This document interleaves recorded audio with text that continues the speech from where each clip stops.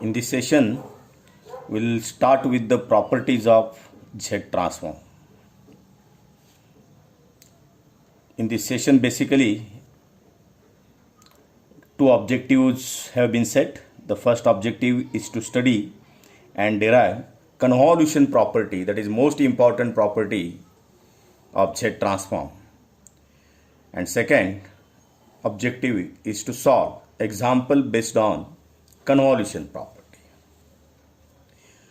So we'll start with the convolution property.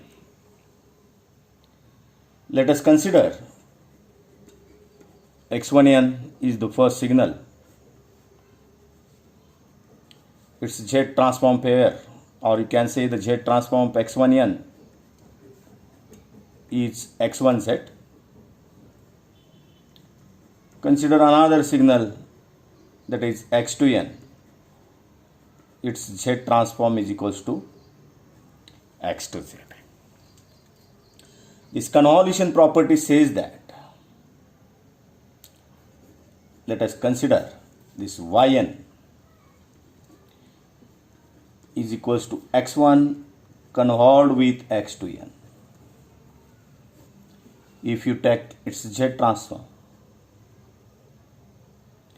then it will be equals to the Z transform of individual signal x1z multiplied by Z transform of another signal x2z. x2n, that is Z transform is equals to x2z. Right? So this is the property and we have to prove this property. So that is the first objective. So we'll write the equation of the Z transform.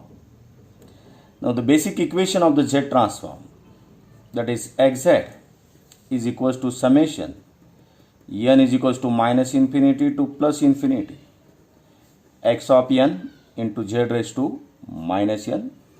So this is equation number 1. Now just see here, the Z transform of x1n is equals to, just we are going to place x1n here, that is x1n into z raised to minus n, that is equals to x1z, and Z transform of x2n, that is equals to x2z. Now here we have to find out the Z transform of convolution of x1n with x2n. So this is the time domain signal. So what this property says, that is convolution of the two signal in time domain is equivalent to multiplications of their transform in the frequency domain. So this is the multiplication of their transform, individual transform in frequency domain, that is represented by x1z into x2z. Now here we will find out the Z transform of x1 convolved with x2n. So we'll write the equation. So this will be yz, that is equals to Z transform of yn, that is equals to what? Z transform of x1n convolved with x2n, right? So yz is equals to, I can write summation n is equals to minus infinity to plus infinity x1n convolved with x2n, because that is equals to yn. So this term is equals to yn into z raised to minus n. So we have the equation of the convolution also. So what is the equation of the convolution? x1n convolved with x2n is given by, or is equals to, you can say is equals to summation k is equals to minus infinity to plus infinity x1k into x1k, that is k is the dummy variable, into x2 n minus k. Okay, so this is the equation number 2. Let it equation number 2, let it be equation number E. Okay, 1 and 2. So we'll put the x1 convolved with x2n, that is the equation number 2, into equation number A as follows. So yz is equals to summation n is equals to minus infinity to plus infinity. Now for this summation k is equals to minus infinity to plus infinity, x1k, x2 n minus k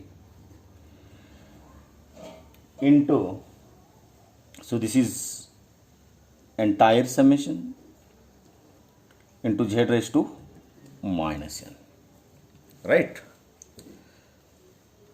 So we'll write further steps as follows. I will rewrite the things. So yz is equals to summation n is equals to minus infinity to plus infinity. Then summation for this convolution, summation k is equals to minus infinity to plus infinity, x1k, x2n minus k. So entire term into z raised to minus n. Okay, so this x1k is the separate term which is not related to this n. So we can just interchange the summations like this. So summation k is equals to minus infinity to plus infinity, and this x1k, so I will take outside from this summation. Then further summation will be written as n is equals to minus infinity to plus infinity, x2 n minus k into z raised to minus n. Okay, interchanging the order of summation. So now just concentrate on this. So what is this? So we have interchanged the order of summation. So n is shifted to inside and k is taken outside. So here we can use another property of the Z transform, that is the time shifting property. So using time shifting property of Z transform. What this property says, just we'll write here. Suppose xn is the signal, its Z transform will be represented as xz. If it is shifted in time by k samples, xn minus k, then its Z transform will be z raised to minus k into xz. So this property, if you see this equation, this is x to n minus k. So this time shifting property we are going to utilize in this equation. So yz is equals to summation k is equals to minus infinity to plus infinity, x1k. Now just here we are using the time shifting property of the Z transform, which is written here xn, its Z transform is equals to xz, and if it is time shifted by k sample x of n minus k, that is equals to z raised to minus k into xz. So here we are using this property. So summation k is equals to minus infinity to plus infinity x1k. So the Z transform of time shifted signal, that is x to n minus k, is equals to z raised to minus k into x to z. Completed. So here we take, so this is the summation which is related to k. And what is this? If you look at this, x1k into z raised to minus k. So this is the Z transform of x1 n. So yz is equals to, so this is equals to x1z, and already we have written that is equals to z transform x to z.